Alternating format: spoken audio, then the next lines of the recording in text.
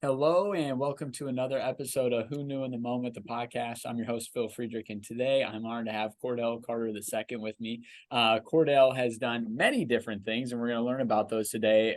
Currently serves in a very intricate role with the Aspen Institute and developing different programs there. And one of the biggest takeaways I think you're going to hear from Cordell's story today is how being willing to pivot as opportunities present themselves can be a very important piece to get you to your ultimate calling. So, Cordell, thanks so much for being on today. It's a pleasure to be here. Thank you for having me.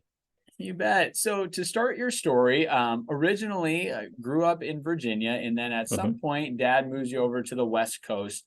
So, Yeah. talk a little bit about growing up, developing relationships, and then also in that formative years, kind of going to a whole new environment and having to reinvent or continue on there.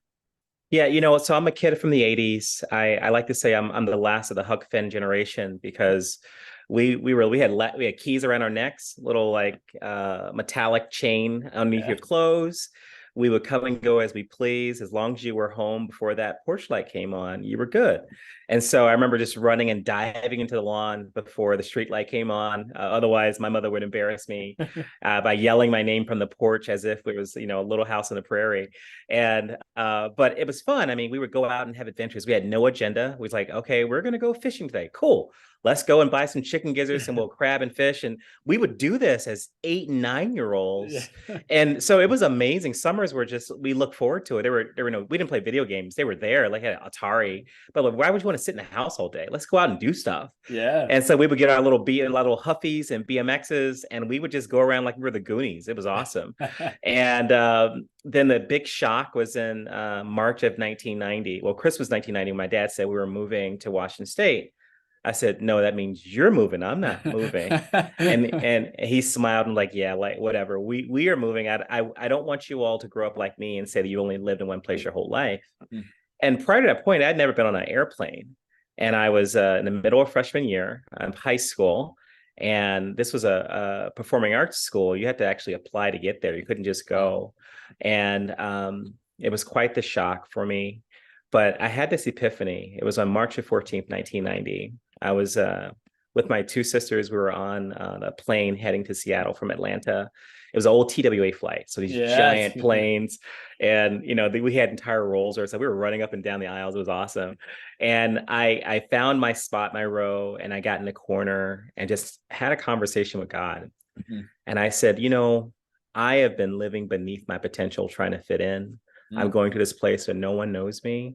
I get to really be who I wanted. This is a chance to start over and be the best version of myself. And it was like a trampoline that I'm still riding the high of, Yeah. all the way from March of 14th, 1990, when my life changed for the better. And I began to be a little more open and embracive of differences. I would never in a million years thought I could quote entire albums from Pearl Jam and stuff. That's just not stuff we listened to growing up in Virginia.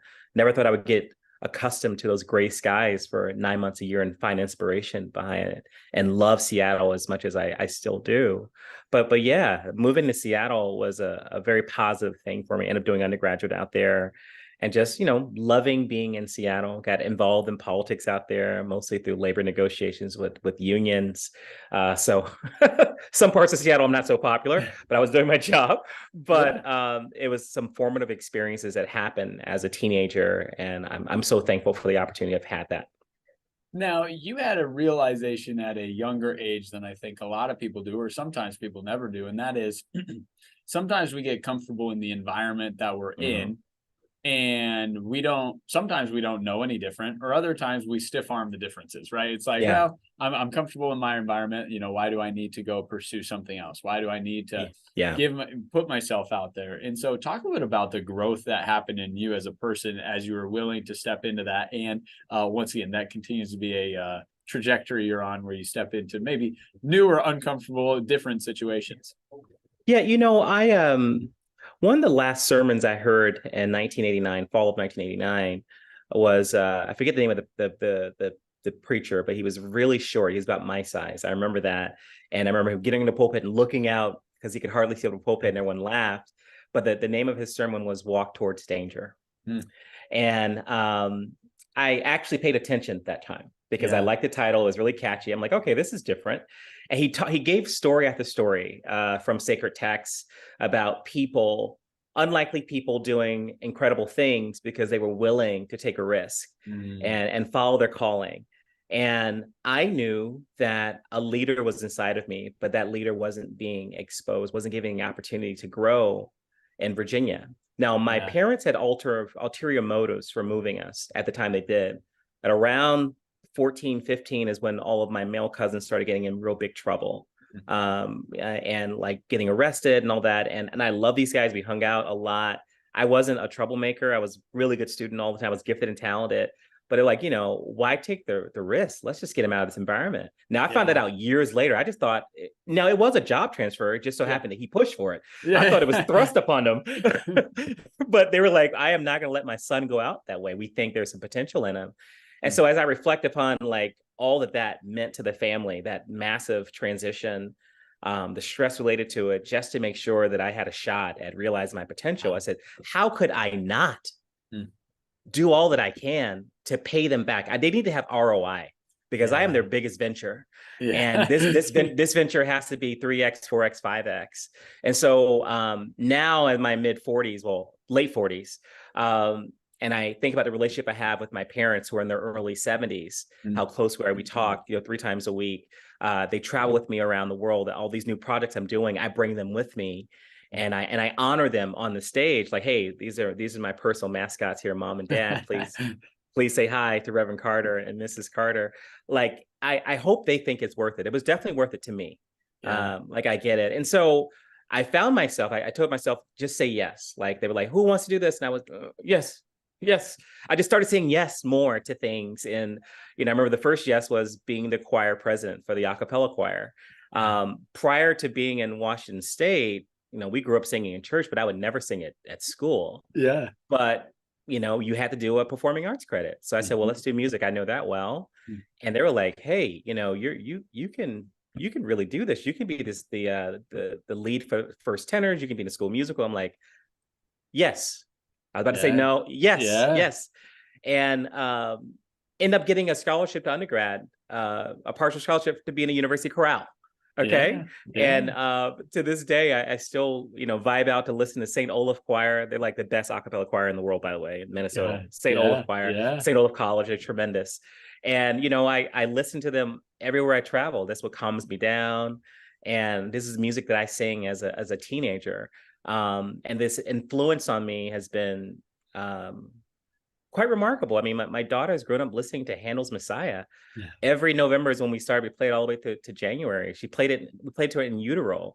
And so she can sing along just like I can, and like how that's changed the way you think and the way you see the world and how you appreciate beautiful things, and how you compare these things. Like, with all due respect to one of my favorite rappers, Notorious B.I.G., you can't compare him to Friedrich Handel. It's just, they're masterpieces in different ways. One is a true masterpiece, and one is just a really good song. Okay.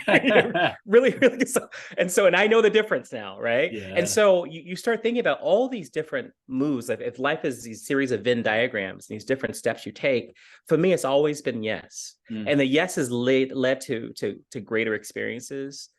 Challenges, yes, but you either learn or you win. I mean, you really don't lose. And so I can't think of living any other way other than saying yes. And even when I feel like overwhelmed, like this moment right now, I feel pretty overwhelmed. I got a lot going on and I really want to just relax and chill, but I got to say yes, because I know that yes leads to bigger things. And so that's been the greatest effect. Just saying yes. Yes. So to parlay off of that, one of the yeses that you make is a yes to going to law school, and you end up going to Notre Dame for law school. One, talk a little bit about, why you picked Notre Dame, how you decided to go down the law route. But two, while you're there, kiddo number one, joins the family. So talk a little bit about, that season of life there. Yeah. So we had a few choices of different law schools to attend, and visited a couple. The visit to Notre Dame was very special. Number one, their marketing motto is, we educate a different type of lawyer. And I'm like, well, how different, right? Yeah, And so, yeah. so when my wife and I arrived to campus, the one law student took me away, and the spouse of that law student took her away, and went off in different directions. So we had very different tours. Yeah. So her tour was more like, this is the life, this is what it looks like, this is how much homes cost, this is where we could possibly live. And his tour for me was, I'm sorry, she toured me, he was a spouse. Yeah. So her tour for me was all about, the academic pieces, the social pieces. And we both come back together for lunch, and I'm like, I kind of like this place. She's Yeah. like, me too. I didn't expect to, but I did. And we ultimately decided to go to Notre Dame, and it proved to be a tremendous decision. Um, I literally was on the phone with Notre Dame today, 15 years after graduating. I'm talking to them about their anti-poverty initiatives, these massive things they want to do that to affect the world. This notion of Catholic social thought, and you take the good, you take the bad, but you also like what is the impact you're looking to have on the world. I'm more interested in your intent than the outcome sometimes. Yeah. And I find more than 50% of the time, this is resulting in a good thing for the world. And I'm like, I'm going to take that good 50. Yeah. It was a very civically engaged experience. My daughter was born my first semester, third year of law school. And I'll never forget, my tax professor's wife delivered her. She delivered all the babies at Notre Dame. And I remember saying, I called him the day of the delivery. So it was November 16th, like 6 a.m. And I texted him. I said, I know we have an exam today, sir, but your wife is about to deliver my child. He was like, well, congratulations, Cordell. I said, great, right? And we were having some issues getting out of the house because the contractions were really hard. So like 2 hours later, we hadn't really left the house. And so he called back. It was like, hey, you're not at the hospital yet. What's going on? I said, no, we're getting there. So we get to the hospital, they greet us, and it was a women's hospital. And so they meet you at the car, you get out, they park the car for you. It was like a really holistic experience. Yeah. And, everything is great. And I texted him the next day and I said, well, I appreciate a week extension. I just had a kid. And he's like, well, congratulations. We'll do a few Hail Marys for you. I'll give you 2 days. This is Notre Dame. We all got kids. I was like, it's great. And so literally, I want to say maybe a week before that, we're doing gravity walks, my wife and I, and I'm telling her, I'm like, I just discovered that I can, because I spent a semester in London the summer before, that I have over 90 credits. I qualify to take the bar exam early. And she grabs my arm out of breath and she says, you should take it early so we can summer in France with a baby. And I'm like, okay, I have 2 days to apply. She's like, I was like, okay, I'm gonna apply. So I rush it, I get it in, and I take the bar that next February. And driving to Indianapolis, I remember the first day is multi-state, the bubbles, 6 hours of that. My hands I literally could not move my hands afterwards. So I go to a manicure place and I said, listen, I just need you to massage my hand. It's like, I have a cramp and I can't move it. And they look at me where I'm like, I'll pay you whatever. Just please make this hand normal. I need it tomorrow to write for 6 hours. And so I started writing the next day. I'm writing 6 hours. You have to pick 6 different essays. I'm pretty certain I failed. I want to get out of there as soon as possible. I could not figure out how to get back on the freeway. I mean, my brain is gone. Literally, Yeah, right. I've never had that feeling ever since then, right? Just complete mental exhaustion. And so I go to a gas station and there's a police officer there. And I said, hey, I just took the bar. I can't figure out how to get home. Help me. He was like, oh, you just came from the bar? I'm like, yeah, I came from the bar. He was like, let's go outside. Let's do. And like, I want to talk to you. And so I'm like, why are you making me do this? I'm like, I just took the bar exam. And he was like, oh, are you going to be a prosecutor or defense counsel? I said, prosecutor. And he says, all right, I'll escort you to the freeway. And so he literally showed me where to get on the freeway, and I was able to go back home. And, I completely put out my mind, start preparing for the summer bar exam like everyone else. Yeah. And 2 days before graduation, 2 days, someone sends an email, said, congratulations. And I said, what? And he says, we passed the bar. He was part of my study group, guy in Chicago. He says, we all passed the bar. And I'm like, and I went to the Indianapolis Star and I saw my name, and we were all in the law library, and I stood up and I said some really un-Catholic things out loud, but essentially Cordell Carter Esquire, expletives, and threw my text like in the air and walked out with my hands up. And they were like, go to HE double hockey sticks, Cordell, congratulations. And so I walked across the graduation stage with my 6-month-old daughter in hand as a lawyer. How cool. And yeah, that was my crowning achievement of law school and minority Absolutely. of things. Yes.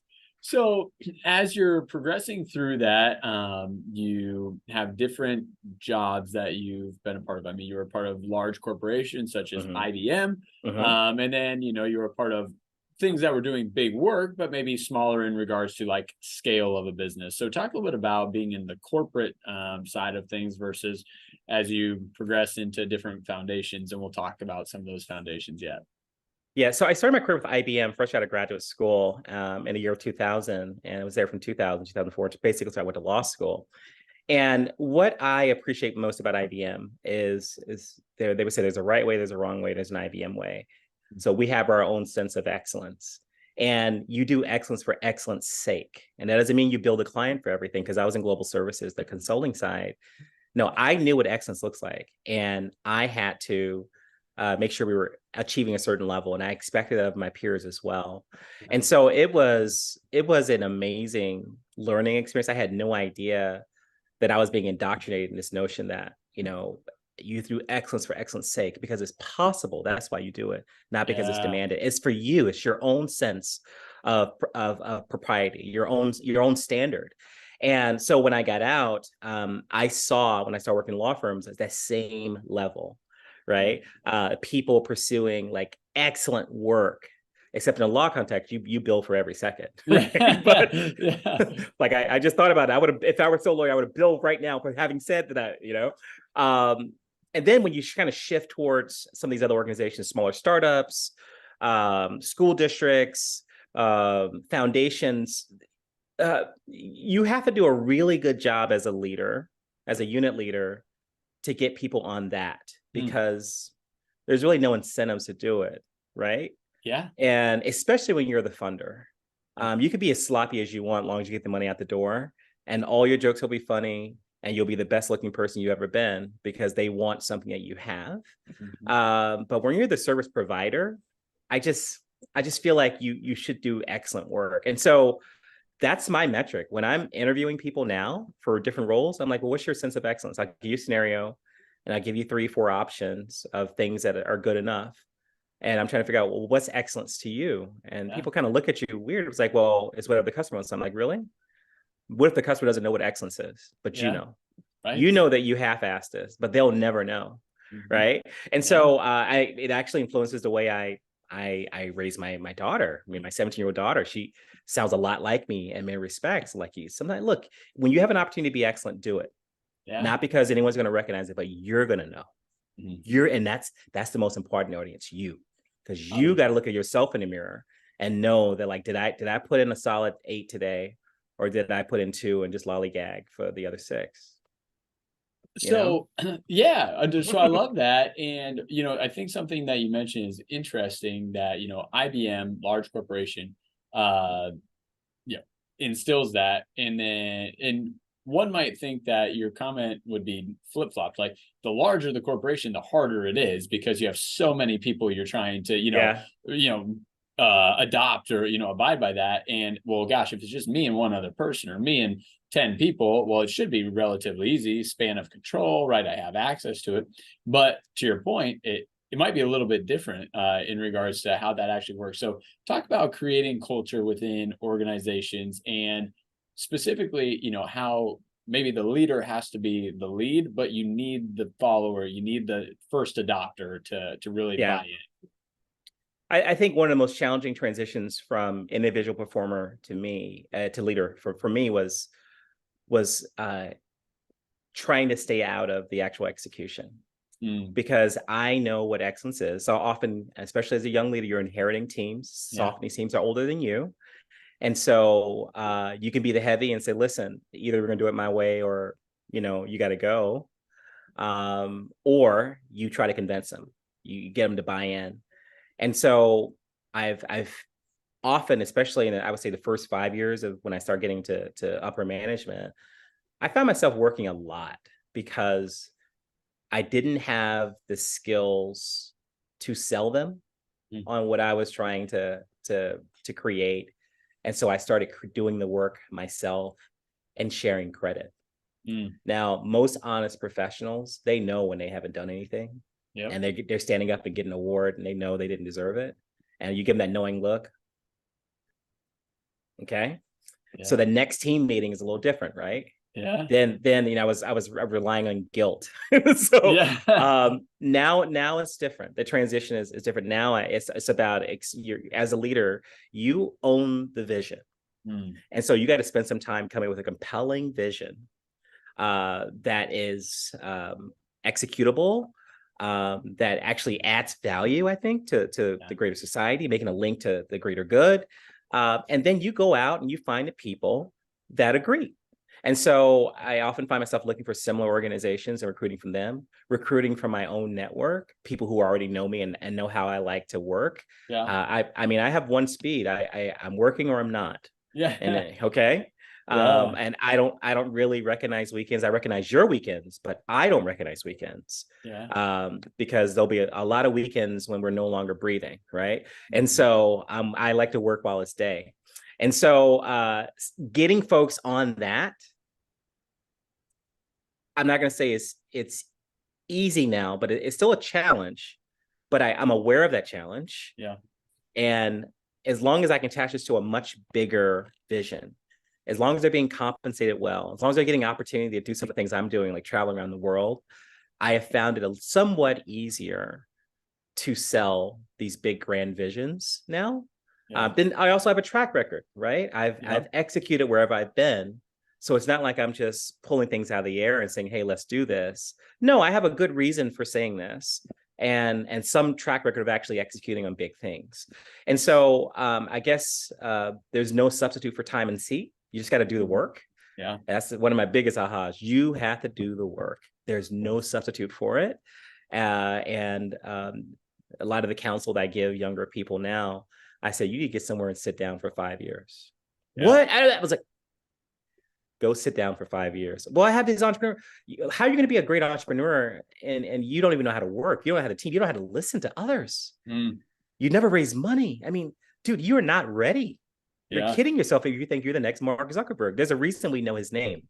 There's Yep. one of them. One.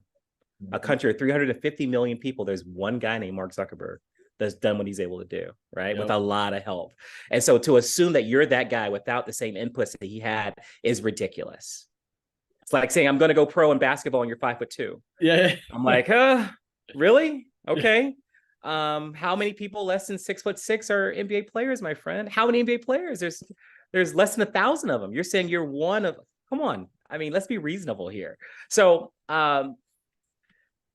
there's no substitute for doing the work. That's been the biggest aha for me. I love it. Now, another aha for you, or just maybe grouping and getting introduced to people that maybe are like-minded, was this Socrates event that you got invited to in 2011. So Yeah. talk a little bit about just what that is, but then also why you felt so connected at that event. Yeah, so I have been tracking the Aspen Institute since 1996. There used to be, before the internet, these things called the Who's Who's Guide of American Leaders. And there's these big and these giant tomes and these index. And I would follow people that I admire, like Colin Powell and cabinet secretaries, these people I aspired to be. And I would see what they did that year. And they would have basically these little notes on where they've been, where they appeared. And I kept seeing the Aspen Institute, Aspen Institute, Aspen Institute. I didn't know what it was. I put it out of my mind. 15 years later, I'm in my first year of lobbying in 2011. And someone from the Aspen Institute, which was next door to my office, I didn't know that, comes over to introduce themselves. His name was Gary. I forget his last name. First name was Gary.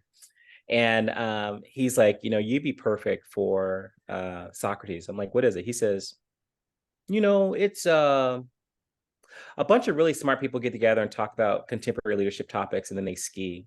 I'm like, I'm in. Yeah, Count I me love in for that. this, right? And so that next winter, I go to Socrates in Aspen. The topic was social media and society. Mm. And at that point, I was hard on social media. I think I just had a Facebook account. I had no Twitter was fairly new at that point. I didn't tweet or anything like that. And we talked about these issues in civil discourse for 3 days. And I'm still not a skier, but I enjoyed being out there in the winter. Just met some amazing people. It was like having a 3-day dose of the most intense version of graduate school that you ever have, with some really smart people. But it was one moment there where we were talking about how lobbyists are gumming up our political system. And I'm being philosophical about things. And one of the gentlemen said, "Excuse me, if I may, Cordell, aren't you a lobbyist?" I said, "Yes." He says, "So you're responsible for gumming up the system." And I was like, well, and I'm sure I'd said something clever, but clearly my conscience was pricked. Yeah. And I became super uncomfortable, right? And within 3 months, I was out of it. And I was back into education, doing things with National Alliance for Public Charter Schools. But I never forgot that experience and how transformational it was for me. And I just started recruiting a lot of people to go. And 5 years later, I'm finishing up my startup in Chattanooga, and I'm back from China. It's after the election, and I'm in DC. It was December the 4th, 2016. I'm good with dates, by the way. And I can tell. Yeah, I'm in a Starbucks, and someone says, "Cordell." I'm like, I know that voice. That's Melissa from the Socrates program. I go and find her, and she says, "Hey, how was China?" It was great. I did an Eisenhower Fellowship in China. And she says, "Well, what are you doing in town?" I said, "I'm here for a Christmas party, and I'm about to take a job with Ashoka." She was like, "You left your startup?" I'm like, "Yeah." And she said, "You're not considering Aspen?" And I was like, "What do you mean considering Aspen? What role?" She was like, "Let me show you something." So she walks me back to her office, which is across the DuPont Circle from the Starbucks. And she has like people to replace me. And she has my name, like a teenage love letter, circled 15,000 times, right? In really dark ink. And she says, "You never even applied." And I'm like, I didn't have a good excuse. I'm like, I said, "Well, listen, I've already done 8 rounds with Ashoka." She says, "Well, just do me a favor and just talk to a couple people." I said, "Sure, I'll come back." She says, "Oh no, they're here. They're doing final round interviews today." And I'm like, okay. Just say yes, though. Just and say so yes. yeah, I said yes. I sat in the conference room, and 3 trustees were wrapping up. They came back up from their cars. They interviewed me and made me an offer on the spot. And then I had to actually formally apply. But it's been probably the best 7 years of my career. I mean, the Aspen Institute was started in the late 40s to create a space for leaders to come together and find their common humanity. Moreover, to really contend with their obligation to greater society. It's not enough for me to be successful. I have to be significant. And so of all the 80 programs at Aspen, the question before us all the time, like, yes, we know you're successful, you're here, but are you significant? Are you doing things that matter? I add a third category to it that's not really Aspen, but more what I've learned, and that's surrender. From success to significance to surrender. Surrender requires something a little different than significance, because I have to let go and really be embrace of what the universe is bringing my way.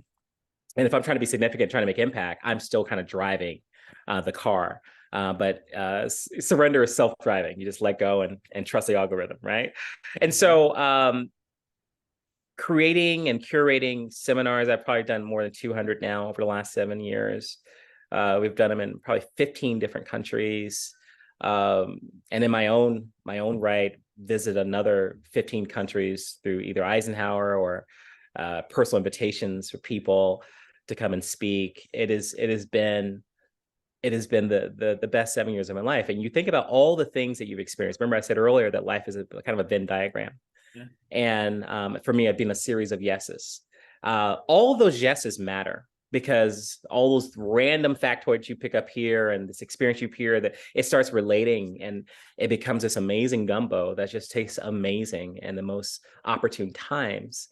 And so I probably need to double up on saying yes, because I'm liking what the universe is giving me based on the inputs that I've put out there. But Aspen is a huge part of that, just because of the community that it draws. It's self-selected, right? Mm-hmm. You either have your super selective leadership programs, so these 2-year experiences. I'm a public program, and so I'm really focused on curating interesting topics and interesting people that would never normally connect, and there's no reason for them to know each other. but we'll make sure they know each other and have a common experience at Aspen. And the real seminar is not the text, it's the people. Yeah. You know, people are text, location is text, the environment you curate is text. And so creating safe spaces for people to have these challenging conversations on topics of great controversy is become my jam. This is what I do. It's what I enjoy. And I can't help but think, saying yes to Notre Dame when I'm not Catholic and had never been to Indiana, saying yes to Broad and spending a year in Germany, even though you think it's going to take you off track. But, you know, I speak German to random Germans and really throw them off because they're not expecting those sounds to come from my face. Saying yes Eisenhower, saying yes IBM, all these things, these yeses add up. And they've been really, really fruitful for not just me, but everyone associated with me, because I bring folks along with. I'm a typical preacher's kid. You come with, you know, and it's been great. I have no complaints. So I want to dive into a couple of things you said, and I love the significance to surrender piece. And I think the interesting dynamic of that is oftentimes people that have reached levels of significance, whether that's due to things they've been a part of, companies they started, you know, whatever the venture is, oftentimes they have to be the ones steering the ship, right? They're steering the car, and they're there. And then to your point, there's that point in life though where all of a sudden you have to surrender. But for a lot of people, it's a lot harder to surrender when you've always been in control or you've always been the one steering. So, you know, whether it's someone you've mentored, whether it's yourself, how can somebody that has been striving for significance, accomplishing great things, and always kind of felt like, hey, I'm, you know, steering the ship here, how can they learn to surrender to something bigger than themselves and what they're accomplishing? Yeah, well, it's certainly a work in progress, and I'll tell you my story because it really hit hyperdrive for me in 2020. Week after George Floyd was murdered, there were protests all over the country, especially places where you had Confederate imagery or statues. My hometown of Portsmouth, Virginia, being one. So my parents moved back to Portsmouth when I was in college, and my father's part of the Black Ministerial Alliance. He and about 12 other ministers between their 60s and 80s were out there trying to prevent a melee. And because they know, like, there's different rules in Southern Virginia. The sheriff is kind of independent. He can do different things than places. These are old civil rights era laws. And the sheriff basically can bring prosecution, even though the DA doesn't want to or declines. And so the kids came to Confederates Plaza with bobcats. I don't know if you know what a bobcat is. These small tractors, and with rope, they were going to be pulling down statues. The sheriff was determined not to let that happen. And you got these older Black men trying to pray and make things peaceful. Well, things didn't go well. It was certainly a melee. A lot of people were arrested, heads bashed in. It was not good. But more tragically, 8 of the 12 ministers were there, including my father, contracted COVID. So remember, this is June 2020. There is no vaccine. I saw my father the next week at Father's Day. He was here with us in the DC area. And he was like, yeah, you know, I got a bad cold. My chest hurts. And I'm hitting my chest. I said, hey, it better not be COVID. He was like, stop, it hurts. I was like, okay. That night, he went to the emergency room and stayed in the hospital for the next 30 days, ICU. Of the 8 people that contracted COVID, 7 of them died. Wow. Okay. And my mother calls me, and my mother is not known for being a calm person. When she's calm, I'm concerned. Okay.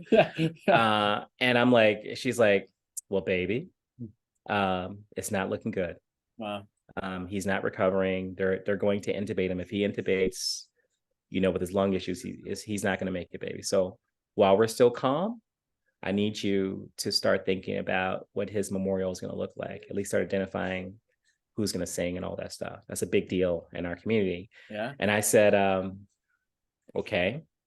And so I started getting into it and like kind of doing a draft of the memorial service. And I got caught up on who was I willing to offend by not asking them to sing at Dad's. Would have been a Zoom memorial. Our homegoing ceremonies in Southern Virginia are 5-6 hours. I mean, these are concerts. Okay. Everyone has something to say. Everyone wants to sing. And I flipped the question on myself. I said, who's going to sing for me? What would be the song? Most of the people that I grew up with are not on LinkedIn. Okay. Yeah, right. And they don't care about my accolades. They don't care who I worked for, how much money I raised, and who I know. Their song is going to be pretty standard because they're in their minds like, I don't know him anymore. He left and never came back. And I was really bothered by that. And I had to really just kind of just sit with it. It was making me uncomfortable. 3 days later, I get a call. It's my dad. And I didn't recognize his voice. He has like one of those Simba voice, like, how are you? And he's like, hey, how you doing? I mean, I was like, who is this? Like, and it was my dad. He was recovering, and the great story there. But that moment of confusion stuck with me. And so I said, well, what are the things that I think are significant? Yeah. And I've always desired to create an enterprise that focused on this idea of belonging. Most people talk about diversity, equity, inclusion, and that's fine. But belonging is the outcome we're trying to achieve. This idea that, we all belong and should enjoy equitable opportunities to thrive. I had no really mechanism for doing that work. So I created an LLC to do that work, right? I also created what I call the Secular Tent Revival, and that's the Festival of Diaspora. And it was the idea, I grew up in the 80s, in the summers, they would put tents on the parking lots of our churches, and we would do vacation Bible school and church service outside for 2 weeks, and random people come up. And I remember you would see folks that you would never normally see, only maybe Easter. And it was Come As You Are. And the music was different. Even as a kid, you knew this was different. Right. And it was something we looked forward to. And I said, what's the secular version of that? Because I can't be what my father is. That's not my calling. Right. But I do have a calling. And it was that moment that things begin, I should say, I entered the season of convergence. Like this notion of what you're trained to do, what you like doing, and what you were born to do or called to do kind of come together. And that's when work disappears, because you've tapped into the universal Om, and you're just doing your thing, and everything matters. And the needs you thought you had, you're like, oh man, I need to make a certain amount to cover my, but we got it. It's okay. It'll happen. And the last 3.5 years of my life, post dad almost dying from COVID, have been the best. 3 enterprises that I'm running concurrently. They all have employees. Things are happening. We're making impact. I'm approaching surrender. Like I'm trying to deal with significance, but I'm also approaching surrender, because at some point you get big enough where you're not needed. Okay. I don't need to do the weekly calls. I don't need to be actively engaged. They're just going to tell me where to be and where to show up. And then I can really focus on surrender, because then I'm letting some other people run it, and I'm listening to the universe better. And so my advice to people is that please don't let a near death of your loved parent be the trigger for you. I probably should have done this 10 years ago. So don't let that be the driver. Like, take some time, do a personal retreat, do a self-assessment, and figure out, like, what do I want my memorial services to be? What do I want them to talk about? And then work backwards. Well, I think, to your point, I think the inevitable reality for a lot of people is, as you're describing surrender, perspective gives, that realization, right? You think you have control, but the sooner you realize that, you have control of some of the decisions you make, right? But you don't have ultimate control. No, you don't. Probably the quicker you could get to that view of surrender. So I love it. Absolutely. And I think it is different for different people. And I'm now talking to people that are in this phase of surrender, and they say it's a constant battle. It's a constant battle, because their notion of surrender is different than perhaps what the universe is leading them. And they're like, I'm not sure I'm completely comfortable with that, because that's not how I got to this point. And so I'm just not sure. I don't know how I'm gonna go with it, but I'm not sure. They said, I want to get to the point where I'm sure. And so I'm just trying to get to that point where I'm open to surrender. But now I acknowledge it exists. There's a different level, and I'm not there yet. But I'm on my way. Or as we would say in the South, I'm working on it. I'm working on it. Yes, sir. So in 2021, you get a neat invitation from someone that's relatively high up in what we would call the United States government, and get to, just kind of take all of your experiences and put it to work at a large scale. So talk a little bit about how that call came to be and the work that you've been able to do during this administration. Yeah, so that was a shock to me because I wasn't super involved in the campaign at all. And in fact, it's we don't share a party in common with the current incumbent. But I've been a volunteer for the White House Commission, the White House Fellowship Commission, for about 4 years. And the previous administration had my name on a list for like, these are people we want to appoint when we win. And I think someone just found the list and just said, okay, that guy, he's okay. And so I get a call. I'm sitting in my office at home. I get a call from unlisted. And I'm like, let me pick that up. And they said, hi, this is so-and-so for presidential personnel. The President Biden intends to appoint you to the President's Commission on White House Fellowship. Do you accept? I'm like, yes. They said, okay, swearing in is next Tuesday. We're going to do it via Zoom. I'm like, okay. And so I'm standing in my dining room and I have a tie and everything up and the chest up anyway. And I swear in to be a commissioner to the President's Commission for White House Fellowships, and immediately saw some people in that final round that I had seen in the regional round. You normally don't, normally doesn't happen. And so that was just really great to see some of them to the end. But I think one of the things I bring, number one, I run a lot of cohort experiences through Aspen. And so I'm explaining some of the nuances of cohort dynamics. You can't have the same type of people. You need to curate the cohort. So you need a quiet one, you need an extroverted one, you need a scientific, you need a MacGyver, you need, the dainty one. You need to put this Scooby-Doo group together, right? Yep. And so I've been able to bring that. I'm also one of the younger people on the commission. And so I'm giving the perspective of a person that is still climbing in his career.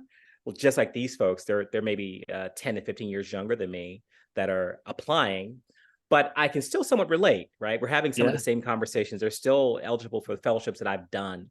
And so even for the folks that are not successful, I'm talking to them and say, number one, you should reapply. Number two, here are 4 different options for you. I suggest you apply to all 4, because if you get this far with us, they only pick 30 finalists and they cull that number down to less than half, and that's the people that become White House fellows. You have other options and other ways of getting here, and you're gonna have a great experience. And so I really enjoyed being part of the mentor program for them, and so just talking to them, getting part of their lives. If you're ever feeling a lack of inspiration for the future of this country, talk to some applicants for the White House Fellowship. Some of the greatest young Americans among us are these people that apply for the fellowship. They're like, their stories read like novels. I'm like, you're not real. You're from Central Casting. I was born in Colorado with no electricity and always wanted to fly. I made paper airplanes, and went to West Point, became a fighter pilot. What? What? And but these are people that are great. And the one thing I do is probably different than others. I told these White House fellows who stay in government as long as possible. I said, yeah, you can go back out to the private sector. And I know that's the typical pattern, but people pay millions of dollars a year to approximate the experience that you get to have every single day. You already have a top secret security clearance. You are as hireable right now and can help right now your country better than any other time. Okay. So please try to hunker in, stay another year. And we're seeing some changes. Like typically people are coming in and are leaving, but we're seeing a lot more people staying in for another year or two, not as fellows, but as, GS-15s or SESs, these different designations in government. And we have 60% of the federal government is over 60 years old, our employees. We have a labor time bomb about to hit our federal government. We need some horses. And these folks represent that young talent that hopefully will stay around for a while. And so I'm going to keep preaching that gospel of like, hey, once you're in, we're going to hold on to you for a few years. Your country needs you. This is another way to serve. And so I've really enjoyed the experience. It's very unique for me. And I've done 4 professional fellowships, selected fellowships. And this is certainly one that I wish I would apply to, because the cohorts are just tremendous. Some of the best among us Really, Yeah. I mean, the best among us. Well, how cool, and thank you. Now, Yeah. I think, something you said earlier, and I want to, maybe kind of close down on this, and that is, you said one of the great experiences of the work you've done is being able to bring people together to talk about controversial topics. And I think in today's world, and probably throughout the history of time, people are opinionated, especially when it comes to a controversial topic. Hmm. However, to hold fast to an opinion and not be open-minded to hear the other side of an opinion, typically leads to not being able to solve any problems or find resolution or find what can be a win, right? How can we make progress on the topic? So when you're getting folks together and you're like, these people need to meet, and I know they may not sit on the same side of the fence of a topic. Yeah. How are you bringing people together? Because I think if we as people could realize this quicker, right? Like, how can we find a way to talk about these topics and have open air about it? I think that's the quickest way to find ways to win in some of these topics. Yeah, I'm gifted at a few things, and one is convincing people to do things, right? Um, and I was in Sao Paulo last week, and the Eisenhower Fellowship asked me to lead a conversation on Gaza. We have 2,000 fellows all over the world, a pretty strong contingent in the Middle Eastern region. And so they're like, we need someone that's not going to blow up the house here. We're in the house of Eisenhower, and we don't want to blow up the house. Well, uh, through a lot of WhatsApp conversations, Yes. convincing the right calm people to peer, like, I need your presence Mm. because you're a common force, and I need your presence because you actually have studied this issue, and I need to create safe environments for people to have these conversations, and then framing it such that you don't leave open-ended questions, Yeah. because that gets you in trouble. You have time limits. You have exactly 2 minutes to get to your point.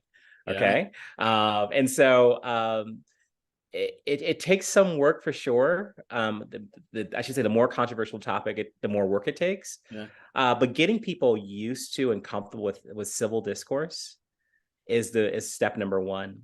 Yeah. And so I really enjoy, I have this piece I call Becoming an Inclusive Republic. And it's, we look at 250 years of American history. Mm. And the narrative is actually one of positivity, because I do believe that every generation has actually expanded our notion of what it means to be an American. We've expanded the enfranchisement to more people. And, you show Supreme Court cases, we have speeches, we have these great moments in time. And people leave those experiences pretty fired up. And like, you know what, things aren't nearly as bad as I think they are. And I think it's reminding people that we've been here before. 1940 was the first America First campaign. Okay. And so it's not like we're treading new ground here. We've had people that have been controversial running for national office.